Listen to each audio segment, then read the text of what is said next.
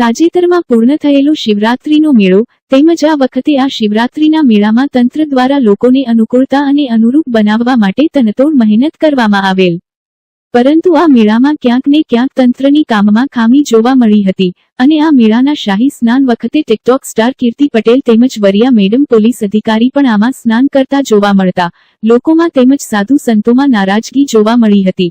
પરંતુ આ મેળાની આધ્યાત્મિકતા શું છે અને મેળામાં પરંપરાગત રીતે શું શું હોવું જોઈએ એ અંગે ગિરનાર 30 પગથિયાના મહંત શ્રી રામગીરી બાપુએ પત્રકાર સમક્ષ પોતાની આગવી શૈલીમાં વધુ માહિતી આપતા જણાવ્યું હતું। શ્રીમંત રામગીરી બાપુ 30 પગથિયા ગિરનાર બચપનથી જ્યાંથી હું જોતો આવ્યો છું એ પ્રમાણે શિવરાત્રિના મેળાની અંદર 50,000 માણસ વસ્તી થતી હતી ત્યારથી હું મેળો જોતો આવ્યો છું અને ગુરુ લોકોના કીધેથી અહીંના ઇતિહાસ પ્રમાણે ગુરુ લોકોએ જે પરંપરા મને બતાવી છે એ પરંપરા પ્રમાણે શિવરાત્રિનો મેળો એટલે શિવજીનો જે 4 મહિના જે બ્રહ્મા વિષ્ણુ મહેશને 3 પાતાળમાં રહેવાના દિવસો છે જે રાજા બલિને વચન આપેલા છે એ બલિને વચન આપ્યા પ્રમાણેના 4 મહિના પાતાળમાં વાસા હોય છે અને શિયાળાના 4 મહિના મહાદેવજી પાતાળમાં હોય છે અને એ વખતે મહાદેવજી અહીંયા મુરગી કુંડમાંથી શિવરાત્રિના દિવસે બહાર આવતા હોય છે એવો ઇતિહાસ અહીંના સાધુ સંતોનું કહેવું છે કે સાધુ સંતો જ્યારે સ્નાન કરવા જાય એની અંદર મહાદેવજી ત્યાંથી બહાર આવતા હોય છે અને એમ કહેવાય છે કે આડા દિવસે તમે મુરગી કુંડને જોજો, મુરગી કુંડની અંદર સિક્કા બીજા બધું દેખાતે તમને તળિયું દેખાશે પણ શિવરાત્રિની રાત્રે એ તળિયું ઓટોમેટિક ખસી જતું હોય છે અને ત્યાં પાતાળ સુધી એક જ રસ થઈ જતો હોય છે। સાધુ સંતોની સાથે મહાદેવજી બહાર આવી જતા હોય છે એ પ્રમાણે અહીંયા ઉત્સવ મનાવવામાં આવે। શિવજીનો એક તો છે ને પરંપરા હિસાબે જે લૌકિક ભાષાના એમ કે મહાદેવજીનો વિવાહનો દિવસ છે, એમના લગ્ન તારીખ શિવરાત્રિની રાત હતી એ પ્રમાણે બી લોકો માનતા હોય છે પણ અહીંયા ઉત્સવ એવો હોય છે કે મહાદેવજી પાતાળથી બહાર આવે છે અને સાધુ સંતો એને સન્માન આપે છે, સાધુ સંતો ત્યાં સ્નાન કરે છે। બીજી વાત એ કે આવે કે ગિરનારની અંદર જે સાધુ સંતો હજારો વર્ષની મૂર્તિઓ તપ કરી રહ્યા છે ગુફાની અંદર તે લોકો શિવરાત્રિની રાત્રે અહીંયા સ્નાન કરવા આવતા હોય છે। આપણા માટે 12 મહિના હોય છે અને તેમને માટે એક જ દિવસ હોય છે, એ રોજ મુરગીકુંડમાં સ્નાન કરતા હોય છે પણ આપણા માટે 12 મહિના થતા હોય ને એને એ દર્શન કરવા માટે કરીને મેદની ઉપડતી હોય છે અને એ નાગા સાધુઓની વચ્ચે એ સંતો ક્યારે આવે છે ને ક્યારે ગાયબ થઈ જાય છે એનો કોઈને અનુભવ રહેતો નથી પણ એની દર્શનની દ્રષ્ટા છે જે કોઈ ગુરુમુખી જીવડાઓ સમજાવતા હોય છે। બધાને ખબર બી નથી કે આ નાગા સાધુઓના દર્શન કેવા, એ તો હે હા હો કરીને આવી રીતે જોતા હોય છે પણ એની એક દ્રષ્ટા છે કે શાહી નીકળતી હોય એને કિનારે બેસી અને હાથ જોડી અને જે નાગા સાધુઓ નીકળતા હોય એને એક ઉપર નજર કરતા જાય, મનમાં નમો નારાયણનું સ્મરણ કરતા જાય એટલે સિદ્ધ મહાત્મા હશે ને એના ઉપર દ્રષ્ટિ નાખી નારાયણ શબ્દ સામે આપે છે એવું અહીંનું પ્રેક્ટિકલ વાત છે। આ કોઈ હેન મુરગી કુંડમાં સ્નાન કરવાનું સાધુઓની પરંપરા શું અહીંયા કોઈ પરંપરા હોય છે કે જે અત્યારે વિવાદ ચાલે છે?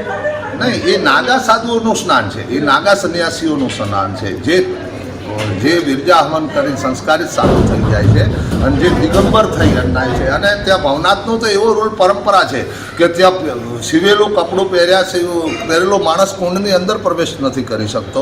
ભવનાથ મંદિરની અંદર બી છે ને સિવેલા કપડાં પહેરીને મહાદેવની પૂજા નથી થતી એવી પરંપરા છે પણ એ પરંપરાઓ બધી ઘૂંસાતી જાય છે। નાગા સાધુ સિવાય મંડલેશ્વરો પણ એના કુંડમાં સ્નાન ડૂબકી નથી મારી શકતા એવો રૂલ છે। કપડાં પહેરેલો સાધુ તો ન જ થાય, એને દિગંબર જ થવું પડે કુંડમાં સ્નાન કરવું હોય તો। કપડાં પહેરેલો સાધુ ત્યાં સ્નાન કરી જ નથી। બીજો પ્રશ્ન આવ્યો છે કે ખાસ કરી પણ સિસ્ટમમાં આવવા જોઈએ, પરંપરા ન તોડવી જોઈએ। હું કહું એક મંડલેશ્વર ગુરુની સાથે એના શિષ્યો બધાય હોય છે અને એમાં છે ને બધાને રસ હોય છે પણ એ એની પરંપરાની અંદર એની જે બેનર લાગે છે, હર કોઈ મંડલેશ્વરનું બેનર હોય છે, હર કોઈ અખાડાનું બેનર હોય છે, એ અખાડાના બેનરની પાછળ જ એને લાઇનસર ચાલવું જોઈએ। એ ચાલતા નથી અને ખાલી છે ધોળાધોળી કરીને પોતાના ફોટા પડાવવા માટે સેલ્ફ મીડિયા માટે ચાલતા હોય છે, મીડિયામાં ચમકવા માટે અડધી પ્રજા તો એમાં અમને દુઃખી કરી નાખે છે।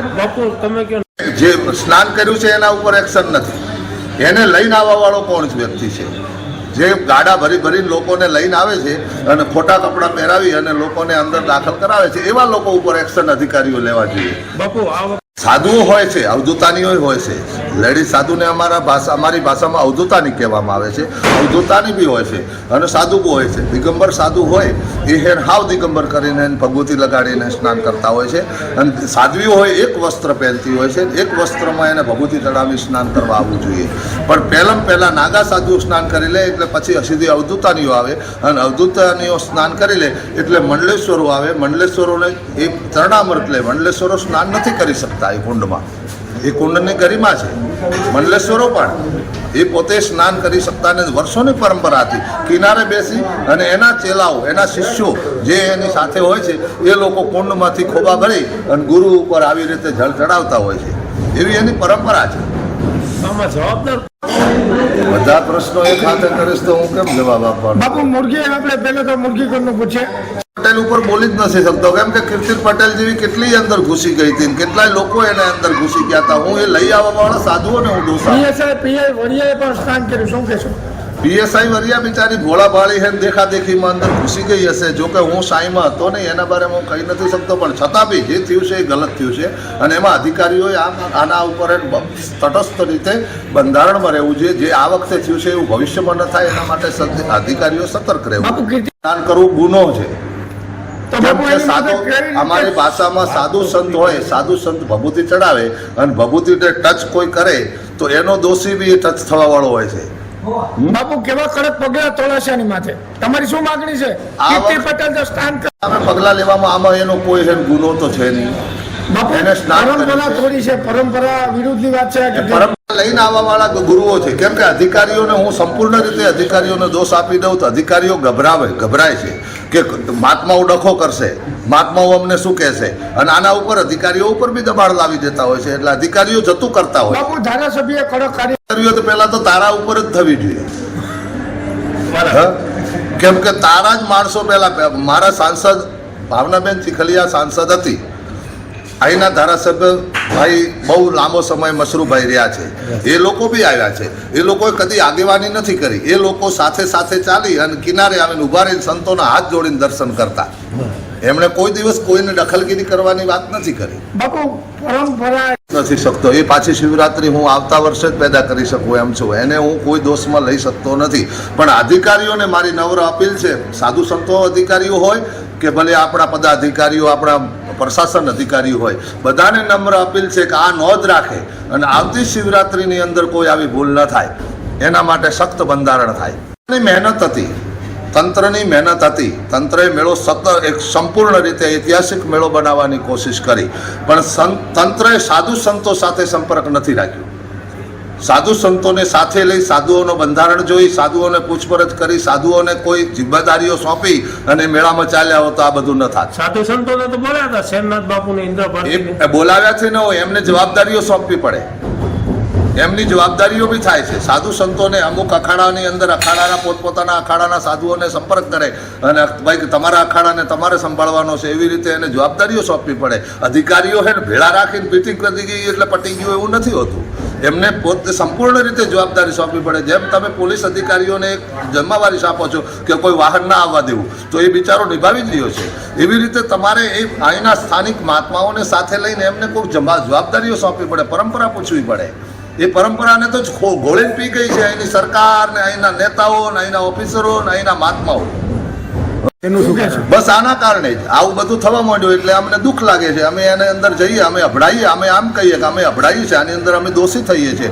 કેમ કે ધર્મની અંદર કીધું છે કે ધર્મનો વિરોધ થતો હોય, ધર્મનો નાશ થતો હોય તે જગ્યાએ વિરોધ કરવો, અને વિરોધ કરતા જો આપણે વિરોધમાં જો વિજેતા ન થતા હોય તો એ જગ્યા છોડીને ભાગી જવું. તો એના કરતાં અમે નિવૃત્ત થઈને એક સાઈડમાં બેઠા અહીંયા શિવરાત્રિની રાત્રે ભગવાનનું ભજન કરીએ, એ સારું.